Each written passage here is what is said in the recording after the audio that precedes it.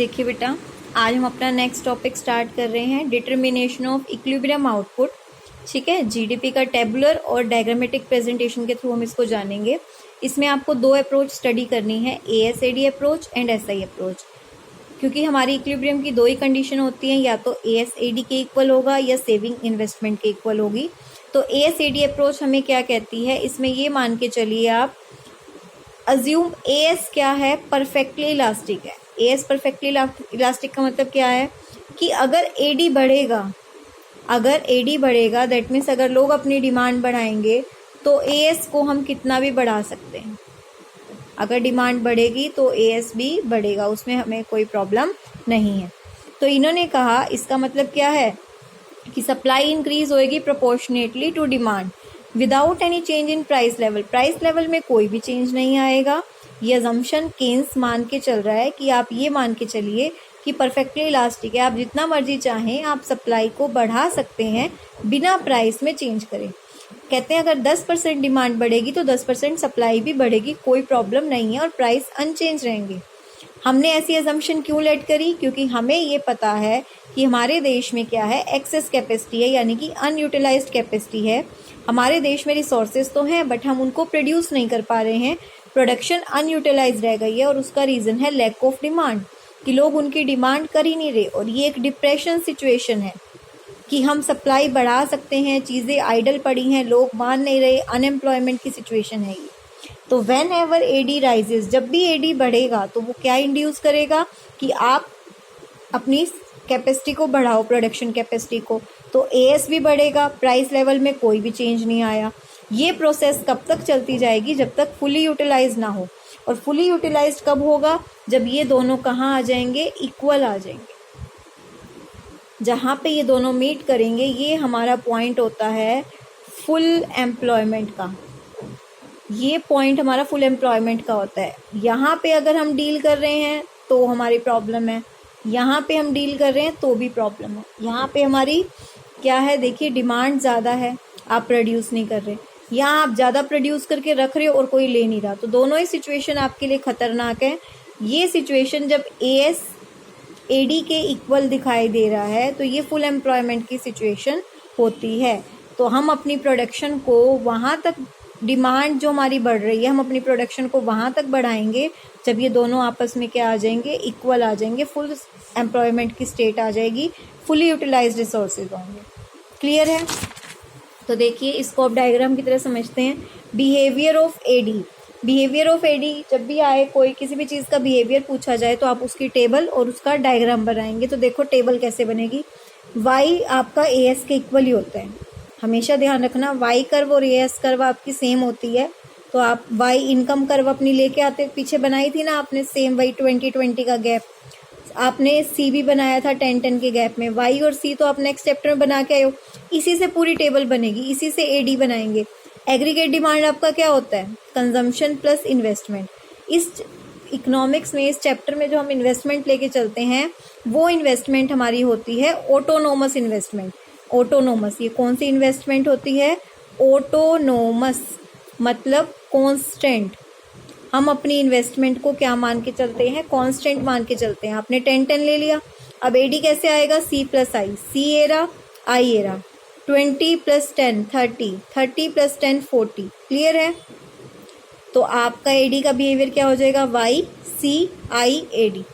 अगर आपको एमपीसी निकालना है तो आप चेंज इन वाई और चेंज इन सी भी निकाल सकते हैं। चेंज इन सी का गैप कितना है, 10-10 का, चेंज इन वाई का कितना है, 20 का, तो एमपीसी क्या आ जाएगा, 10/20 यानी कि 0.5। अब इसी चीज़ को टेबल को एक्सप्लेन किया हुआ है, कह रहे हैं there is always some minimum level of consumption, जिसे हम ऑटोनोमस कंजम्पशन कहते हैं। पीछे किया था ना सी बार ऑटोनोमस कंजम्पशन, कि भाई इनकम चाहे 0 हो पर इतनी तो कंजम्पशन होगी। सी भी रेज हो रहा है जैसे वाई रेज होगा, और सी के रेज होने की रेशियो क्या है, 0.5। और फिर हमारा, आपको अगर सी का कंजम्पशन फंक्शन का फॉर्मूला याद हो तो क्या होता है, C bar plus B Y. C bar autonomous consumption, B MPC change होने की रेट, और वाई इनकम में जो चेंज आ रहा है। बिहेवियर ऑफ आई हमारा हमेशा हम क्या लेके चलते हैं, कांस्टेंट। ठीक है, आई बार के इक्वल होता है, ये हमेशा कांस्टेंट लेवल ऑफ, इसका इनकम पे कोई भी इफेक्ट नहीं होता। एग्जाम में कई बार आपके पास आ जाता है कि ऑटोनोमस और इंड्यूस इन्वेस्टमेंट में क्या फ़र्क है। ऑटोनोमस इन्वेस्टमेंट आपकी कांस्टेंट रहती है, there is no change when there is income, but in induce investment क्या होती है, जैसे ही इनकम में चेंज आएगा तो आपकी इन्वेस्टमेंट भी क्या हो जाएगी, चेंज हो जाएगी। क्लियर है। उसके बाद इन्होंने हमें क्या कहा कि एडी जो टेबल 1 में है वो क्या बिहेवियर शो कर रहा है, C+I, 2 सेक्टर इकोनॉमी है, कंजम्पशन और इन्वेस्टमेंट। वी फाइंड, हमें पता है कि y is equal to AD, यहाँ पे y क्या है, AS है, आपको पता है AS is equal to AD. यहाँ से एक फॉर्मूला डेराइव होगा, ठीक है ना, यहाँ से हम एक फॉर्मूला ड्राइव करेंगे। हमें पता है AS किसके इक्वल होता है, AD के इक्विलिब्रियम में। AS को हम क्या मान के चलते हैं, y, और AD को हम क्या मान के चलते हैं, C+I। C का फॉर्मूला क्या होता है, ये रहा, C बार प्लस BY, लिख दूँ मैं यहाँ पे C bar plus BY plus में I, और B क्या होता है, MPC। तो ये फॉर्मूला जो आप अभी न्यूमेरिकल सॉल्व करेंगे वहाँ यूज़ होगा, और ये फॉर्मूला ऐसे डेराइव हुआ, कैसे आया वो ये चीज़ है, ठीक है। ये कहते हैं सपोज अगर दोनों चीज़ें इक्वल नहीं होंगी, तो भी आपने पढ़ा था, अगर डिमांड ज़्यादा होगी, अगर डिमांड क्या होगी, ज़्यादा होगी, तो हमारे पास क्या सिचुएशन आ जाएगी, लॉस ऑफ अनफुलफिल्ड डिमांड, कि हम उस डिमांड को पूरा नहीं कर पाएंगे। और अगर डिमांड कम होगी और हमने प्रोडक्शन ज़्यादा करी है तो अनडिजायर्ड स्टॉक रहेगा हमारे गोडाउन में, जो कि बिकेगा नहीं, ठीक है। तो अब इस चीज़ को डायग्राम के थ्रू समझते हैं हम। आप ध्यान से देखेंगे डायग्राम आपको बनाना कैसे है। यहाँ पे आप y इनकम कह सकते हो या अपनी, क्योंकि y और AS एग्रीगेट सप्लाई को हम इक्वल लेके चलते हैं, जितनी सप्लाई हो रही है दैट मीन्स वो हमारा आउटपुट है ना, तो GDP है यहाँ पे, ठीक है। उसके बाद यहाँ पे हमारा क्या रहेगा, expenditure that is AD, C+I।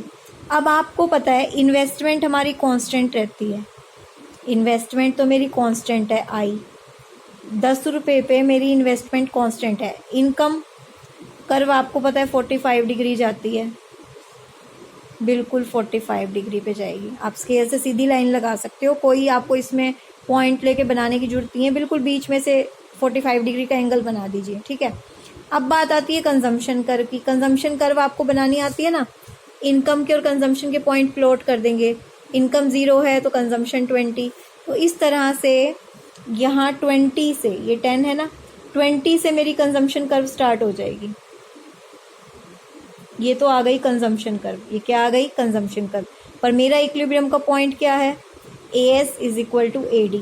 AS मेरी y कर्व है और AD क्या होता है, C+I। अब देखो ये है C, ये है I, तो AD कैसे बनेगा, C+I, यानी कि पहला पॉइंट क्या है मेरा 30।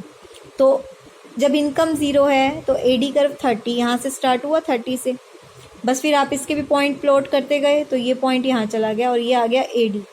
ये मेरा AD कर्व, Y कर्व मेरा SF कर्व है, जहाँ पे ये मिल रहे हैं ये पॉइंट ऑफ इक्विलिब्रियम है, और यहाँ से नीचे ले आओ, इक्विलिब्रियम आउटपुट यहाँ होगा, 60 पे मेरा इक्विलिब्रियम आउटपुट आ रहा है। तो इक्विलिब्रियम आउटपुट कितना हो गया मेरा, 60। पॉइंट ऑफ इक्विलिब्रियम ये रहा, ये पॉइंट ऑफ इक्विलिब्रियम है। I मेरा कांस्टेंट था, ठीक है। C कैसे निकलेगा, C बार प्लस MPCY। C बार कितना था, 20 से स्टार्ट हो रहा है C। MPC कितना निकला, 0.5। 0.5 आपका कैसे निकला, 10/20, भाई चेंज इन C अपॉन में चेंज इन Y। बस AD कैसे आएगा आपका, वो ये है, क्योंकि इसमें I भी ऐड हो जाता है ना, तो 10 + 20 ये ऐड होके 30 हो गया। क्लियर है ये चीज़। ये पॉइंट ऑफ इक्विलिब्रियम है और ये इक्विलिब्रियम आउटपुट है। तो ये आपका डायग्राम है जो आपको बनाना है। इक्विलिब्रियम GDP निकल रहा है आपका, इक्विलिब्रियम GDP कितना आया यहाँ पे, 60 आया। तो ये हमारी आपकी डायग्रामेटिक का नीचे एक्सप्लेनेशन है जो मैं करवा चुकी हूँ। AD/AS अप्रोच कंप्लीट हो गई है। अब करते हैं, देखिए इसी को बारे में आपको न्यूमेरिकल दिए हुए हैं। फाइंड C निकालो जब Y दिया हुआ है और C बार दिया हुआ है, ठीक है ना। आपको C दिया, ये C निकालना है ना, Y की वैल्यू इसमें पुट कर दो, Y की वैल्यू पुट करके सॉल्व किया, C निकल गया। अब C दिया हुआ है, I दिया हुआ है, फाइंड Y, ठीक है। आपको पता है AS is equal to AD, Y क्या होता है, C+I, तो C की वैल्यू पुट करी, I की वैल्यू पुट करी। क्लियर है। बस आपने क्या किया, इसको सॉल्व कर लिया। ये Y था, ये हम इधर ले आए, माइनस हो गया, कितना रहेगा 0.5। 0.5 मल्टीप्लाई में था, इधर आके डिवाइड। ये चीज़ तो अपने दिमाग में बांध लो, ये अप्रोच का फॉर्मूला, क्योंकि इसी से आगे जाके बड़े बड़े न्यूमेरिकल सॉल्व होंगे। कहते हैं if there is not an equilibrium stage how will you restore it. Suppose कीजिए डिमांड कम है, डिमांड कम है तो आपके पास रिमेन अनसोल्ड स्टॉक है। ये इंपॉर्टेंट कंसेप्ट है 3 मार्क्स के लिए। अनसोल्ड स्टॉक है तो इसको रिस्टोर कैसे करेंगे, हम प्रोड्यूसर क्या करेंगे, अपनी प्रोडक्शन को कम कर देंगे। प्रोडक्शन को कब तक कम करेंगे, जब तक वो दोनों इक्वल ना आ जाए, ठीक है। और अगर एडी ज़्यादा है तो उस केस में हम अपनी प्रोडक्शन को क्या करेंगे, बढ़ा देंगे, क्योंकि अनफुलफिल्ड डिमांड है। और प्रोडक्शन को कब तक बढ़ाएंगे, जब तक वो दोनों इक्वल ना आ जाए। तो ध्यान रखना, एडी कम है तो प्रोडक्शन कम कर दी जाएगी ताकि जो पहले स्टॉक रखा है वो बिके, और एडी ज़्यादा है तो कंजम्पशन को बढ़ा देंगे ताकि लोगों की डिमांड को पूरा कर सकें। नेक्स्ट अप्रोच है सेविंग एंड इन्वेस्टमेंट अप्रोच। हमारा दूसरा इक्विलिब्रियम आउटपुट कब अचीव होगा, जब सेविंग इन्वेस्टमेंट के इक्वल होगी। तो ठीक है, उसके लिए हमें सेविंग कर्व बनानी होगी, बिहेवियर ऑफ सेविंग। सेविंग कैसे निकलता है, आप अपनी कंजम्पशन कर्व यहाँ बना सकते हो, 1 पॉइंट कंजम्पशन का लिख सकते हो। सेविंग आपका आता है इनकम माइनस कंजम्पशन। सेविंग कैसे निकलता है आपका, इनकम माइनस कंजम्पशन, ये आ जाएगा सेविंग कर्व। अब एमपीएस कैसे निकलेगा, चेंज इन सेविंग बाय में चेंज इन इनकम। सेविंग में कितने का चेंज है, 10 का, इनकम में कितने का चेंज है, 20 का, तो एमपीएस भी कितना आ गया, 0.5। आई आपका कांस्टेंट होता ही है, तो देखो इक्विलिब्रियम आउटपुट यहाँ भी कितना आया, 60। सेम रिजल्ट आएगा दोनों से, देखो दोनों इक्वल है ना, इन्वेस्टमेंट भी 10, सेविंग भी 10, इक्विलिब्रियम आउटपुट 60। वहाँ भी आपका इक्विलिब्रियम क्या आया था, 60। तो यही एस बार है आपका -20, एमपीएस आपने निकाला। इसका डायग्राम देखिए, इन्वेस्टमेंट कर्व तो आपका कांस्टेंट होता है, जब इनकम 0 होती है तो आपकी सेविंग कहाँ है, -20। तो आपने अपनी कर्व प्लॉट करी, ये यहाँ से होता होता यहाँ पे टच कर रहा है, ये दोनों यहाँ पे मिल रहे हैं, और इसके नीचे इक्विलिब्रियम आउटपुट आपका क्या है, 60। आपको अपना सेविंग कर्व बनाना है, आपका इन्वेस्टमेंट कर्व है, क्लियर है। ये आपका एस का फंक्शन है, S bar plus MPS Y, clear है। तो दोनों में से कोई भी अप्रोच आए तो आपको ये चीज़ क्लियर होनी चाहिए, ठीक है। अब ये कहते हैं हाउ विल यू रीस्टोर, अगर सेविंग ज़्यादा होगी इन्वेस्टमेंट से। देखो ये कहते हैं it implies a situation when a fall in expenditure, मतलब एक्सपेंडिचर कम है तो saving is more than according to aggregate expenditure in the economy that would be less than what is needed to planned output. जितना हमने सोचा था उससे कम खर्चा हो रहा है, तो हमारा गुड्स इस केस में क्या रहेगा, अनसोल्ड रहेगा यहाँ भी, क्योंकि लोग इन्वेस्ट कम कर रहे हैं, सेव ज़्यादा कर रहे हैं। दैट मीन्स हमारा प्रोडक्ट नहीं खरीद रहे तो वो क्या हो रहा है, बिक ही नहीं रहा, नहीं बिक रहा तो अनडिजायर्ड स्टॉक। तो सेम वही पिछले वाली सिचुएशन है, अनडिजायर्ड स्टॉक को हमें निकालने के लिए क्या करना होगा, प्रोड्यूसर अब क्या है, अपना लेस आउटपुट प्रोड्यूस करेंगे। लेस आउटपुट का मतलब to clear the stock producer would now plan less output. Output कम होगा तो इनकम भी क्या होगी, कम, और lesser the income lesser will be the saving, क्योंकि मुझे सेविंग को कम करना है ना। अब हम सेविंग के पॉइंट ऑफ व्यू से बताएंगे, आपने अपनी प्रोडक्शन कम करी, प्रोडक्शन कम होगी तो इनकम कम आएगी, इनकम कम होगी तो सेविंग अपने आप कम हो जाएगी, और वो क्या हो जाएगी, इक्वल। नेक्स्ट केस में देखिए आपकी एक्सपेंडिचर क्या है, ज़्यादा है, तो इस केस में आप क्या करेंगे, ग्रेटर आउटपुट करेंगे। ग्रेटर आउटपुट करेंगे तो यहाँ पे आपका क्या होगा, आप जो लॉस सफ़र कर रहे हो अनफुलफिल्ड डिमांड का वो पूरा कर दोगे। हाइयर आउटपुट होगा तो हाइयर इनकम होगी, हाइयर इनकम होगी तो सेविंग भी क्या होगी, ज़्यादा होगी, और तब तक इसको रिस्टोर करेंगे जब तक ये दोनों आपस में इक्वल ना आ जाए। क्लियर है। 3 बेसिक अजम्पशंस हैं जो इक्विलिब्रियम की हम लेके चलते हैं। सबसे पहला शॉर्ट पीरियड एनालिसिस में हम इसको लेके चलते हैं। दूसरा क्लोज्ड इकोनॉमी, यानी कि AD = C+I 2 सेक्टर इकोनॉमी। तीसरा, ये तीनों एक आपको अजम्पशंस याद होनी चाहिए, यहाँ से मोस्ट इंपॉर्टेंट है ये कि 3 क्या अजम्पशन हमने मानी है, अब तक क्या पढ़ी है। एक तो शॉर्ट पीरियड में पढ़ रहे हैं हम इसको, क्लोज्ड इकोनॉमी यानी कि 2 सेक्टर ले रहे हैं, और परफेक्टली इलास्टिक कि प्राइस में बिना चेंज करे हम कितनी भी अपनी सप्लाई को क्या कर सकते हैं, बढ़ा सकते हैं। इक्विलिब्रियम S निकालो, I निकालो, आपको Y दिया हुआ है, MPC दिया हुआ है, C बार दिया हुआ है। आपको पता है Y क्या होता है, C+I, S क्या होता है, I के इक्वल, C का फॉर्मूला क्या होता है, C बार प्लस MPC प्लस Y। आपने C निकाल लिया, ये आपका कंजम्पशन आ गया, ठीक है। उसके बाद आपको पता है MPS, मैंने आपको ये बताया था MPC प्लस MPS किसके इक्वल होता है 1 के। दोनों में से कुछ भी एक निकालना हो 1 में से माइनस कर दो, MPS निकल गया, ठीक है। अगर C आ गया तो S भी आ जाएगा, क्योंकि वो उसका फॉर्मूला क्या होता है, वो सेविंग माइनस C बार के इक्वल होता है। MPS भी है आपके पास, इनकम भी है, ठीक है। नहीं तो सेविंग निकालने का एक और भी तरीका है। सेविंग का फॉर्मूला क्या होता है, इनकम माइनस कंजम्पशन। इनकम आपकी कितनी थी 4400, कंजम्पशन आपकी कितनी है 3400, आ गया 1000। बिना फॉर्मूला लगाए, ये वाला फॉर्मूला लगाए भी सेम 1000 आपने निकाल लिया। इनकम भी दी हुई थी आपको क्वेश्चन में, ठीक है। वही चीज़ देखो इन्होंने बताई हुई है, दोनों तरीके बताए हुए हैं कि आप किसी भी तरीके से निकाल सकते हो। और जितनी सेविंग आई है उतनी ही क्या होगी, इन्वेस्टमेंट बिकॉज ऑफ इक्विलिब्रियम। तो हो गया ना ये क्वेश्चन। अगला देखो, एस बार दिया हुआ है आई, यानी कि ये आपका क्या हो गया एस बार, ये आपका क्या हो गया MPS। आई दिया हुआ है, find the Y and the C. S is equal to I होता है, यहाँ से आपका क्या निकल जाएगा वाई, वाई निकल गया आपका, ठीक है। आपको पता है सेविंग इन्वेस्टमेंट के इक्वल होती है। अगर इन्वेस्टमेंट 5000 है तो सेविंग भी क्या होगी 5000, तो सेविंग है 5000। इनकम है आपकी कितनी निकली है यहाँ पे 10,0500, तो कंजम्पशन क्या होगी y माइनस सी, दोनों को माइनस करके आ जाएगा। क्लियर है ना।